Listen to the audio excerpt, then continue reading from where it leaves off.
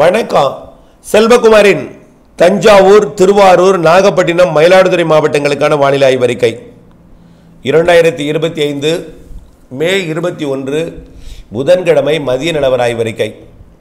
அதிகாரப்பூர்வ வானிலை அறிக்கைக்கு இந்திய வானிலை ஆராய்ச்சித்துறை அறிக்கையை பார்க்கவும்.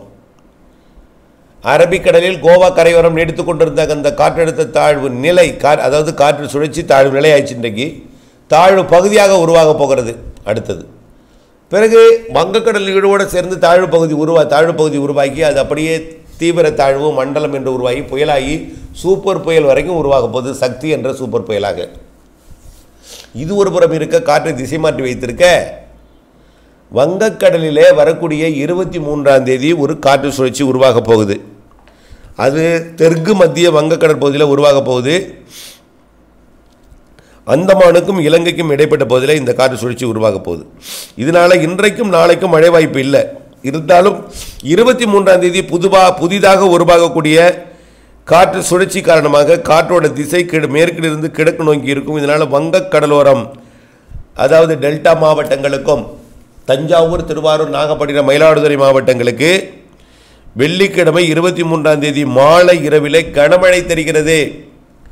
வங்கக்கடலில் உருவாகக்கூடிய அடுத்த காற்று சுழற்சி காரணமாக இது ஒரு நாள் மட்டும்தான் மழை பொழிவை கொடுக்கும். இந்த காற்று சுழற்சி உடனடியாக மிக வேகமாக அந்தமான் கடற்பகுதி நோக்கி விலகி சென்று பிறகு வடக்கு அந்தமான் போய் பிறகு அங்கிருந்து தீவிரமடைந்து வடக்கு வங்கக்கடல் பகுதிக்கு போய் புயலாகி அதுவும் மாத இறுதியில் அரபிக்கடலில் ஒரு சூப்பர் புயல், வங்கக்கடலில் ஒரு மிக தீவிர புயல் என்று இரண்டு பக்கம் 2 புயல் இருந்து கொண்டு காற்றை திசை மாற்றி வைத்திருக்கும். ஆனால் இடையில் ஒரு நாள் 23ஆம் தேதி நல்ல மழைப்பொழிவு தெரிகிறது. தமிழ்நாட்டின் இந்த மாவட்டங்களுக்கு எல்லா மாவட்டங்களுக்குமே இருக்குது. 23ஆம் தேதி டெல்டா மாவட்டங்களுக்கு நல்ல ஒரு பரவலான மழைப்பொழிவு, கனமழை பொழிவு தெரிகிறது. நாளைய மறுநாள் வெள்ளிக்கிழமை மாலை இரவிலே.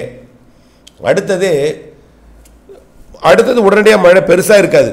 அவ்வப்பொழுது தூறல் மழை பொழிவை கொடுக்கும். அவ்வப்பொழுது பரவலான மழை இருக்காது. 24ஆம் தேதி மழை தரல. 25ஆம் தேதியும் 24ஆம் தேதி வேணால் தெற்கு டெல்டாவில் லேசாக தூறலாம். 24ஆம் தேதி தூறலாம் தெற்கு டெல்டாவில் ஒரு சில இடங்களில். 25ஆம் தேதியும் ஒரு சில இடங்களில் தூறலாம். ஆனால் பெரிய மழை வாய்ப்பு இல்லை.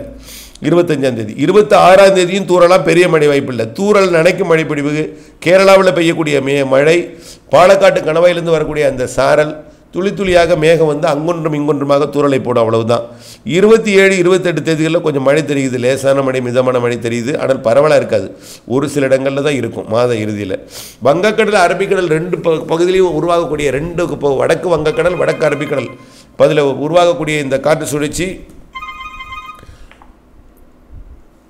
சுழற்சி வரக்கூடிய 23க்கு அப்புறம் மாத இறுதியில் 23, 24ஆம் தேதி லேசாக இருக்கும். 25, 26 பெருசாக இருக்காது. மாத இறுதியில் லேசான மழை, நனைக்கும் மழை பொழிவை கொடுக்கும். மீண்டும் அடுத்த காற்று சுழற்சி உருவான பொழுது ஜூன் முதல் வாரத்தில் மீண்டும் மழைப்பொழிவை டெல்டா மாவட்டங்களுக்கு தொடக்கும். ஆனால் ஒரு பெரிய மழைப்பொழிவு 23ஆம் தேதி தெரியுது. கனமழை பொழிவாக தெரிகிறது 23. அதுக்கப்புறம் 24 பெருசாக இல்லை. மாத இறுதியில் லேசாக நினைக்கிற மழை. ஜூன் முதல் வாரத்தில் மீண்டும் மழை வாய்ப்பு இருக்கிறது. தென்மேற்கு பருவமழை தீவிரமடைந்து காவிரி நீர்பிடிப்பு பகுதிகளில் கனமழை பொழிவை கொடுக்கும். இதனால் ஜூன் 12க்கு முன்பாகவே மேட்டூர் அணை திறப்பதற்கு வாய்ப்பு இருக்கிறது என்பதை நினைவில் கொள்ளுங்கள். இந்த ஆண்டு குறுவை சாகுபடிக்கு மிகச்சிறப்பான நீர்வரத்தை கொடுக்கும் வகையில் கர்நாடகாவின் காவிரி நீர்பிடிப்பு பகுதிகளிலையும் கேரளாவின் காவிரி நீர்பிடிப்பு பகுதிகளிலையும் மழை பொழிந்து அணைகள் மேட்டூர் அணையை நிரப்பிக்கொண்டே இருக்கும். உபரி நீர் திறக்கப்பட்டு கொண்டே இருக்கும். நல்ல நீர்வரத்து கடைமடை பகுதி வரைக்கும் கிடைத்து நல்ல ஒரு விவசாயம், குறுவை சாகுபடியை செய்யலாம் என்பதில் எந்தவித மாற்றமும் இல்லை. மீண்டும் ஒரு முறை தலைப்புச் செய்தியாக 23ஆம் தேதி வெள்ளிக்கிழமை மாலை இரவு கனமழை பொழிவு தெரிகிறது. இணைந்திருங்கள் அப்டேட்ஸுடன். நன்றி.